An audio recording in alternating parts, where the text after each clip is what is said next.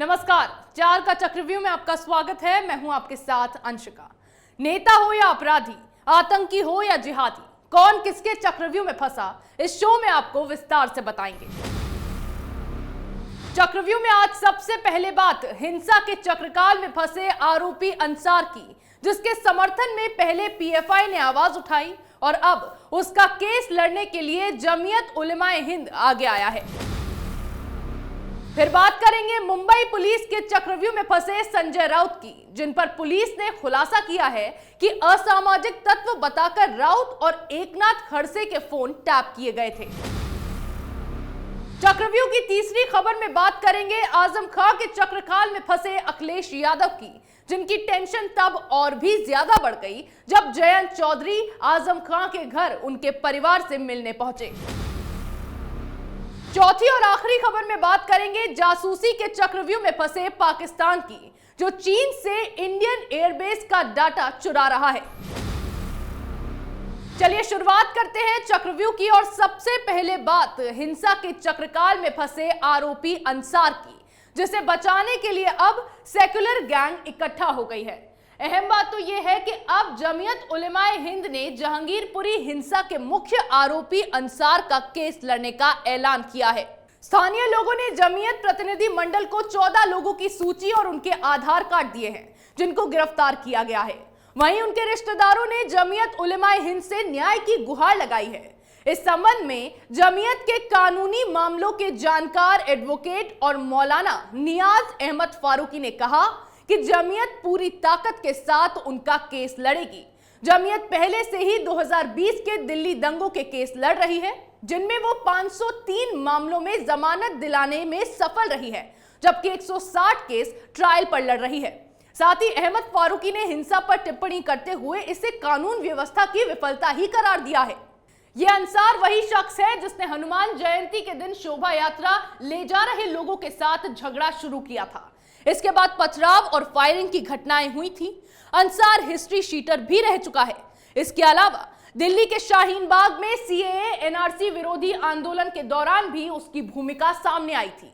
ऐसे खतरनाक आरोपी को बचाने के लिए जमीयत उलेमाए हिंद जैसे कट्टरवादी संगठन सामने आ रहे हैं। आपको याद हो तो ये वही संगठन है जिसने हिजाब विवाद के दौरान कॉलेज परिसर में अल्लाहू अकबर के नारे लगाने वाली हिजाब गर्ल मुस्कान को 5 लाख रुपए का ड्राफ्ट दिया था और उसकी इस हरकत पर सराहना भी की थी। अब यही जमीयत अंसार का केस लड़ने वाला है।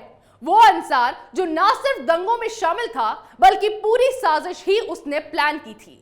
ऐसे खतरनाक क्रिमिनल को ये लोग जेल से बाहर निकालकर जनता के सिर पर बैठा देना चाहते हैं, जो देश के भविष्य के लिए साफ तौर पर खतरा साबित होने वाला है।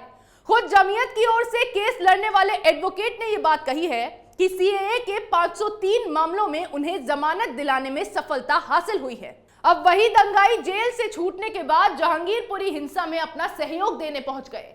ऐसे ही अंसार भी पहले बचा, जिसके बाद उसने अब जहांगीरपुरी में हिंसा भड़काई। अब फिर यह कट्टरवादी संगठन इस खतरनाक आरोपी को बचाने के लिए आगे आया है, जिसके बाद अगर यह बाहर आया तो भविष्य में और बड़ी साजिश प्लान करेगा, जिससे देश में दंगे भड़काए जा सके। यहां अंसार को बचाने के लिए सेक्युलर जमात इकट्ठा हुई। वहीं मुंबई पुलिस ने फोन टैपिंग के केस में फिर नया खुलासा किया है। महाराष्ट्र में 2019 में महाविकास आघाड़ी सरकार के गठबंधन से पहले शिवसेना और एनसीपी नेताओं के फोन टैप कांड में नई बात सामने आई है। अब इस मामले में काफी बवाल के बाद मुंबई पुलिस ने क्या बड़ा खुलासा किया है, वो जानते हैं। मुंबई पुलिस ने बताया कि शिवसेना के नेता संजय राउत का फोन 60 दिनों तक टैप किया गया था, जबकि एनसीपी नेता एकनाथ खड़से के फोन को 67 दिनों तक सर्विलांस पर रखा गया था। राज्य के खुफिया विभाग एसआईडी की तरफ से फोन की निगरानी के लिए इजाजत मांगने को एडिशनल चीफ सेक्रेटरी को जो पत्र लिखा गया, उसमें कई नेताओं को असामाजिक तत्व बताया गया था। इसी आधार पर फोन को सर्विलांस पर डालने की मंजूरी भी दी गई थी। मुंबई पुलिस के इस खुलासे के बाद संजय राउत ने एसआईडी की तत्कालीन प्रमुख रश्मि शुक्ला पर तीखे हमले किए। रश्मि शुक्ला वही हैं जिस पर इस मामले में 2 एफआईआर भी दर्ज हो चुकी है। हाल ही में उन्होंने बयान भी दर्ज कराए थे। रश्मि शुक्ला फिलहाल सेंट्रल डेपुटेशन पर हैं और सीआरपीएफ की एडिशनल डीजी के तौर पर हैदराबाद में पोस्टेड है। पुलिस संजय राउत और एकनाथ खड़से से भी पूछताछ कर चुकी है, लेकिन अब उद्धव की पुलिस ने जब इस मामले में नए खुलासे किए तो संजय राउत को फिर एक बार रश्मि शुक्ला और केंद्र सरकार को घेरने का मौका मिल गया। पुलिस के खुलासे पर शिवसेना के बड़बोले नेता ने बयान देते हुए कहा है कि एसआईटी की तत्कालीन कमिश्नर रश्मि शुक्ला ने हम सभी पर झूठा आरोप लगाया था। हमारे फोन की निगरानी से हमारी गोपनीयता भंग हुई थी। केंद्र सरकार ऐसे अधिकारियों को सुरक्षा दे रही है जो एक पार्टी के लिए काम कर रहे हैं। जाहिर है कि मुंबई पुलिस और उद्धव के नेताओं के पास इस केस में कोई पुख्ता जानकारी नहीं है, इसीलिए हर बार मामले में ऐसे खुलासे कर जिससे रश्मि शुक्ला को फंसाया जा सके और फिर केंद्र को घेरा जा सके, इसके लिए उद्धव के नेता और पुलिस नए नए पैंतरे आजमाते हैं और अब फिर एक बार ऐसे ही रश्मि शुक्ला को घेरने की कोशिश की गई है। यहां मुंबई पुलिस ने फोन टैपिंग केस में नया खुलासा किया तो वहीं राष्ट्रीय लोकदल के अध्यक्ष जयंत चौधरी समाजवादी पार्टी के कद्दावर नेता आजम खां के घर पहुंचे। यहां पर उन्होंने आजम खां की पत्नी डॉक्टर तजीन फातिमा और बेटे अब्दुल्ला आजम से मुलाकात की। जयंत चौधरी की इस मुलाकात से मौजूदा हालातों में प्रदेश का सियासी पारा बढ़ता दिखाई दे रहा है, क्योंकि इस मुलाकात के बाद आजम खां के सपा को अलविदा कहने की आशंकाओं की चर्चा ने और जोर पकड़ लिया है। हालांकि जयंत चौधरी ने इस मुलाकात को पारिवारिक बताया और कहा कि वो रामपुर आए थे तो उनकी जिम्मेदारी थी कि वो आजम खां के परिजनों से मिले, लेकिन इससे अखिलेश यादव की टेंशन तो जरूर बढ़ गई है, क्योंकि आजम खां को विधानसभा में नेता प्रतिपक्ष न बनाए जाने के बाद से ही मुस्लिम समाज के लोगों से लेकर आजम खां के करीबियों ने अखिलेश पर निशाना साधना शुरू कर दिया है। उनका कहना है कि अब अखिलेश को उनके कपड़ों से बदबू आती है। वहीं आजम खां के मीडिया प्रभारी फसाहत अली खां के बयान के बाद से रोजाना आजम खां के समर्थक कहीं ना कहीं कोई प्रदर्शन कर रहे हैं, खून से खत लिख रहे हैं और बयान जारी कर रहे हैं, जिससे आजम खां के सपा का साथ छोड़ने की अटकलें भी तेज होती दिखाई दे रही हैं। आजम खां के समर्थकों ने यह भी साफ किया है कि वो उनके जेल से बाहर आने के बाद इस मुद्दे पर उनसे बात करेंगे। इसके अलावा जयंत चौधरी भी अपने लिए राजनीतिक जमीन तलाशने में लगे हुए हैं। इसी सिलसिले में वो हाल में राजस्थान भी पहुंचे थे, जहां उन्होंने दलित युवक जितेंद्र मेघवाल की हत्या मामले में इंसाफ की गुहार लगाई। माना गया कि जाट वोटरों के बाद अब जयंत चौधरी का अगला निशाना दलित वोटरों पर है। ऐसे में आजम खां भी अखिलेश से नाराज चल रहे हैं और जयंत चौधरी को भी यूपी में सपा के साथ चुनाव लड़कर कुछ खास फायदा नहीं पहुंचा है। ऐसे में अगर आजम और जयंत चौधरी दोनों एक साथ आ गए तो जाहिर है कि दो बहुत बड़े मुस्लिम और जाट वोट बैंक अखिलेश के पाले से खिसक जाएंगे। ऐसे में इन दोनों बातों को देखते हुए जयंत चौधरी के आजम खां के परिवार वालों से मिलने पर यूपी का सियासी पारा चढ़ने लगा। अब यहां अखिलेश की सांसें ऊपर नीचे हुई और दूसरी तरफ पाकिस्तान की फिर एक नापाक हरकत पकड़ी गई। पाकिस्तान भारी आर्थिक संकट में डूबा हुआ है। राजनीतिक संकट भी खत्म होने का नाम नहीं ले रहा, लेकिन फिर भी पाकिस्तानी सेना भारत के खिलाफ साजिशों में लगी हुई है, जिसका खुलासा हुआ है। भारत को एक महत्वपूर्ण इंटेलिजेंस इनपुट मिला है, जिसके आधार पर दावा किया जा रहा है कि पाकिस्तान चीन से भारत के कुछ महत्वपूर्ण एयरबेस का सैटेलाइट डेटा जुटा रहा है।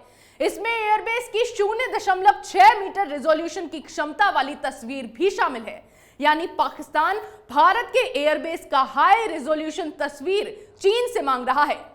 एक रिपोर्ट के मुताबिक इसी साल मार्च में पाकिस्तान के डीजी एयरबेस इंटेलिजेंस ने बीजिंग के पाकिस्तान एम्बेसी को संपर्क किया था और पाकिस्तानी दूतावास और पाकिस्तानी सेना के वो अफसर जो कि चीनी पीएलए दफ्तर में तैनात हैं, उन्हें यह फरमान जारी किया कि वो चीन पीएलए से भारतीय वायुसेना के बेस की हाई रेजोल्यूशन सैटेलाइट तस्वीरें हासिल करें।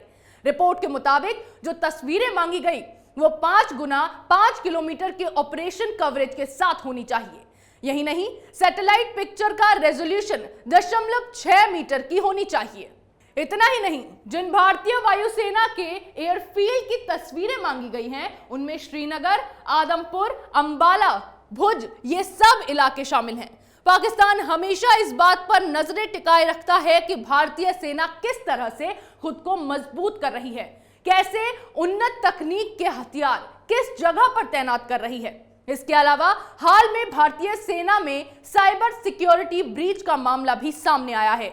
जानकारी के मुताबिक कुछ ऐसे व्हाट्सएप ग्रुप के बारे में आर्मी इंटेलिजेंस को जानकारी मिली है जिसमें सैन्य अफसरों और रिटायर्ड अफसरों के साथ साथ कुछ ऐसे सदस्य भी शामिल हो सकते हैं जो कि पाकिस्तानी इंटेलिजेंस ऑपरेटिव हो सकते हैं। सूत्रों की माने तो ऐसे ही एक ग्रुप में सेना के अधिकारियों और रिटायर्ड अफसरों के साथ साथ पाकिस्तानी इंटेलिजेंस ऑपरेटिव यानी कि पाकिस्तानी जासूस भी शामिल हैं। इनपुट आने के बाद से इसकी इंटरनल जांच शुरू कर दी गई है। सभी के फोन चेक किए जा रहे हैं और यह भी जानकारी जुटाई जा रही है कि वो शख्स किसके संपर्क में उस ग्रुप का हिस्सा बना। पाकिस्तान खुद के दम पर तो कभी कुछ नहीं कर सकता है, इसीलिए वो ऐसे ऐसे हथकंडे अपनाकर भारत की जासूसी करता है जिससे भारत की नकल कर वो भी विकास कर सके। लेकिन कहते हैं ना कि नकल के लिए भी अकल की जरूरत होती है। पाकिस्तान का भी यही हाल है और उसकी यही हरकतें हैं जिसकी वजह से ये देश आज बर्बादी की कगार पर है।